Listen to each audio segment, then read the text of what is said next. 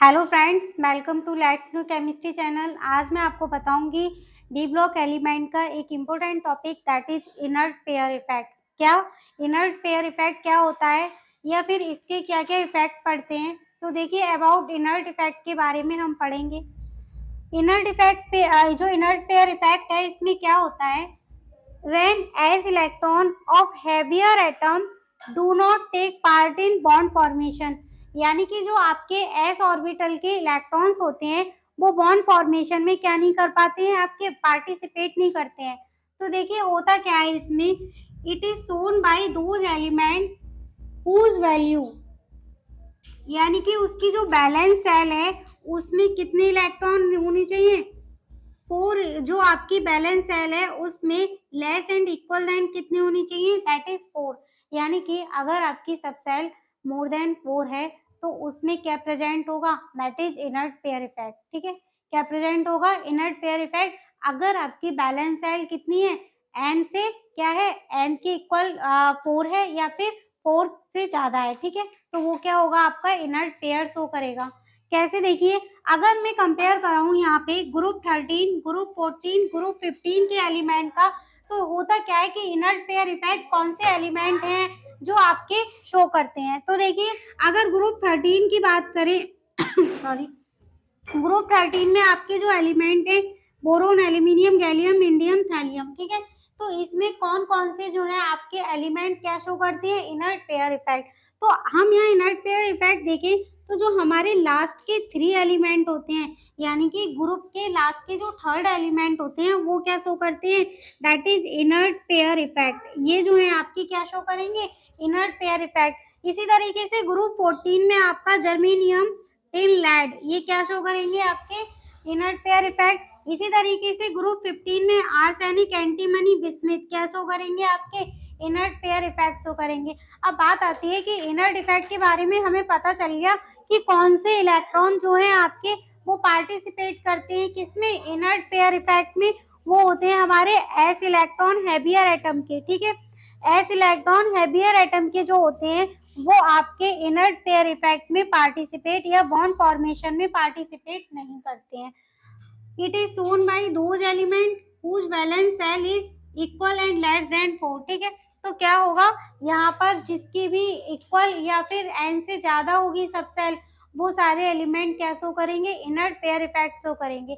अच्छा, हमें ये समझ में आ गया कि इनर्ट पेयर इफेक्ट कौन कौन शो करता है, लेकिन हमें ये नहीं पता कि इनर्ट पेयर इफेक्ट से होता क्या है, क्या इसका रीजन क्या है, कि ये क्या है आपका इनर्ट पेयर इफेक्ट है, कारण बताइए इससे होता क्या है। तो वो मैं अभी आपको बताऊंगी कि इससे क्या होगा इनर्ट पेयर इफेक्ट से।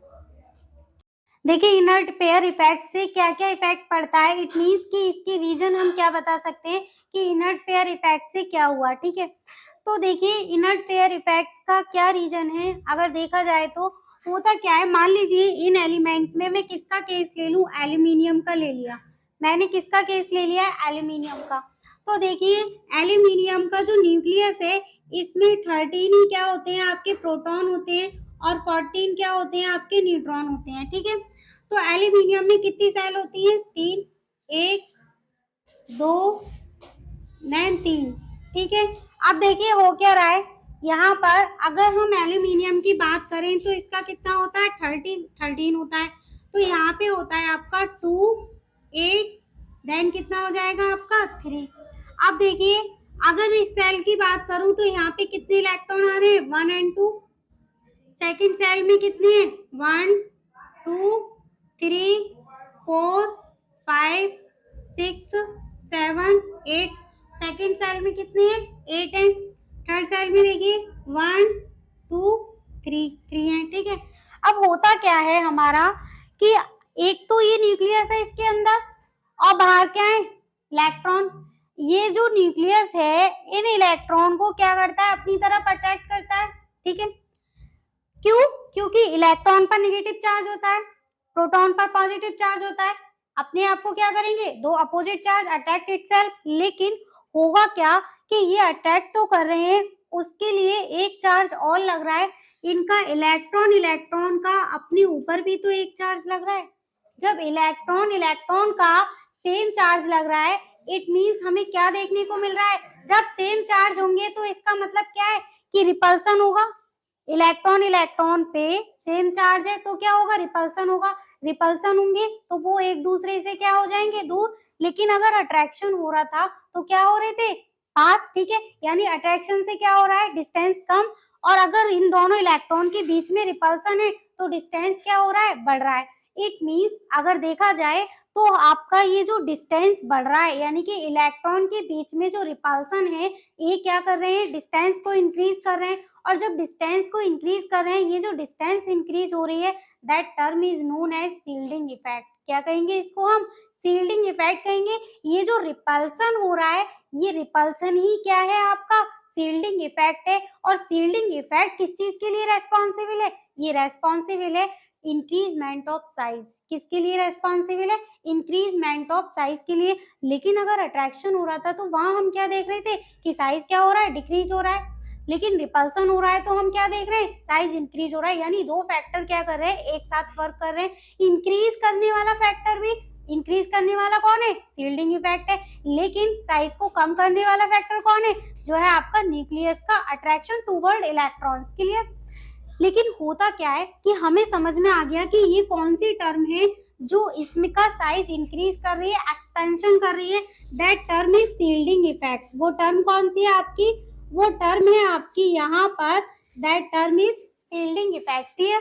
लेकिन बात आती है कि शील्डिंग इफेक्ट होता है तो किस में कितना कितना होता है, उसका ऑर्डर क्या है। अगर हम शील्डिंग इफेक्ट के ऑर्डर की बात करें यहाँ पर, तो जो एफ में होता है वो सबसे पुअर शील्डिंग इफेक्ट होता है। एफ ऑर्बिटल का शील्डिंग इफेक्ट सबसे पुअर शील्डिंग इफेक्ट होता है। उसके बाद किसका आ जाता है, आपका डी का, देन पी।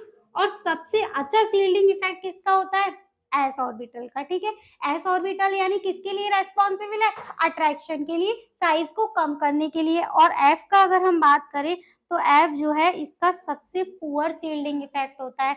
ऑर्डर में आपको दिखाई दे रहा है, ये किसका ऑर्डर है, शील्डिंग इफेक्ट का। अगर हम एफ ऑर्बिटल की बात करें तो एफ ऑर्बिटल का जो शील्डिंग इफेक्ट है वो सबसे पुअर है। और सबसे अच्छा शील्डिंग इफेक्ट किसका है, एस ऑर्बिटल का। ठीक है, अब अगर बात आती है ये शील्डिंग इफेक्ट का, हमें पता चल गया कि क्या है। ठीक है, यानी शील्डिंग इफेक्ट इनडायरेक्टली देखा जाए तो साइज के इंक्रीजमेंट के लिए रेस्पॉन्सिबल है। ठीक है, यानी साइज बढ़ना चाहिए था। लेकिन जब हमने इसका ऑर्डर देखा, जब हमने ऑर्डर देखा कि शील्डिंग इफेक्ट जो है वो एफ ऑर्बिटल का तो सबसे पुअर है। और शील्डिंग इफेक्ट ही किसके लिए रेस्पॉन्सिबल है, साइज को इंक्रीज करने के लिए। और साइज को इंक्रीज करने के लिए जो फैक्टर रेस्पॉन्सिबल है वही फैक्टर क्या है, सबसे ज्यादा पुअर है।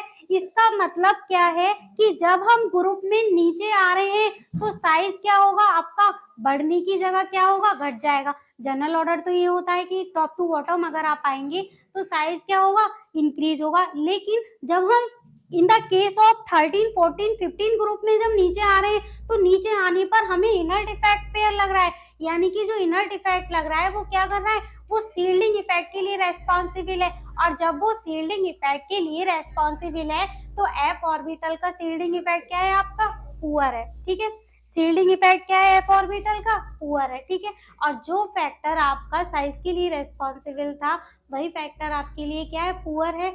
तो क्या होगा, ये जो लास्ट के एलिमेंट आपको दिखाई दे रहे हैं, गैलियम, इंडियम, थैलियम, ये जो गैलियम, इंडियम, थैलियम है, इनका साइज क्या हो जाएगा आपका, इन सबका साइज क्या हो जाएगा, डिक्रीज। ये जो साइन है डिक्रीज का है, लिख देती हूँ मैं। ठीक है, यानी कि इन सब का साइज क्या हो जाएगा, आपका देखने को मिलेगा कि साइज बढ़ना चाहिए था लेकिन साइज डिक्रीज हो जाएगा। क्यों, due to the poor shielding effect. अभी पुअर कैसे हुआ शील्डिंग इफेक्ट, जब हम नीचे आ रहे थे तो हमें ये देखने को मिला था कि यहाँ से देखो, आप गैलियम से देखिए, गैलियम से यहाँ पे डी ऑर्बिटल मिल रही है, इंडियम में डी ऑर्बिटल मिल रही है। और जब हम थैलियम तक यानी और नीचे आए तो हमें एफ ऑर्बिटल भी देखने को मिल गई। क्या देखने को मिल गई, एफ ऑर्बिटल। यानी कि नीचे आते आते तो शील्डिंग इफेक्ट और भी पुअर हो गया। यानी कि जो फैक्टर हमारा साइज की इंक्रीजमेंट के लिए रेस्पॉन्सिबल था वो फैक्टर तो नीचे आते आते और भी पुअर हो रहा है। यानी कि साइज बढ़ने की जगह क्या हो जाएगा, घट जाएगा। यही कारण है कि थैलियम का साइज बहुत कम होता है और इन सब का साइज जो ऊपर वाले एलिमेंट है उन सबका साइज क्या होता है आपका ज्यादा होता है। ठीक है, एक चीज पे और इफेक्ट पड़ता है, दैट इज ऑक्सीडेशन स्टेट। होता क्या है, जनरली एलिमेंट जो नीचे वाले होते हैं उनकी हायर ऑक्सीडेशन स्टेट फेवरेबल होनी चाहिए, लेकिन ऐसा नहीं होता है। क्यों नहीं होता है? जो आपके नीचे वाले एलिमेंट है उनकी ऑक्सीडेशन स्टेट जो लो होती है, इट मीन्स जो लो ऑक्सीडेशन स्टेट होती है वो ज्यादा फेवरेबल होती है compare to high oxidation state. अगर मैं बात करूं यहाँ पे in the case of gallium, gallium की जो +1 ऑक्सीडेशन स्टेट है वो ज्यादा स्टेबल है कंपेयर टू गैलियम की +3 ऑक्सीडेशन स्टेट की। इसी तरीके से इंडियम की बात करूं तो इंडियम की जो +1 ऑक्सीडेशन स्टेट है ये ज्यादा स्टेबल है कंपेयर टू इंडियम की +3 ऑक्सीडेशन स्टेट की। इसी तरीके से आप थैलियम भी ले सकते हैं कि इसकी +1 ऑक्सीडेशन स्टेट कंपेयर टू +4 की क्या है, ज्यादा स्टेबल है। यानी कि हमें क्या कंक्लूजन निकला कि जो आपकी लोअर ऑक्सीडेशन स्टेट है वो ज्यादा स्टेबल है compare to higher oxidation state की। कारण क्या है? Inert pair effect. रीजन क्या निकला इसका? इनर्ट पेयर इफेक्ट निकला कि जो आपके लोअर एलिमेंट हैं वो क्या है, लो ऑक्सीडेशन स्टेट में भी क्या है, ज्यादा स्टेबल है, और उनकी हायर ऑक्सीडेशन स्टेट क्या है, लेस स्टेबल है। जबकि होना क्या चाहिए था कि लोअर ऑक्सीडेशन स्टेट हमारी कम स्टेबल होनी चाहिए थी, लेकिन इनर्ट पेयर इफेक्ट ने क्या कर दिया, उल्टा कर दिया। अगर आपको ये टॉपिक समझ में आया हो तो मेरे चैनल को सब्सक्राइब करें, वीडियो को लाइक करें। Thank you so much.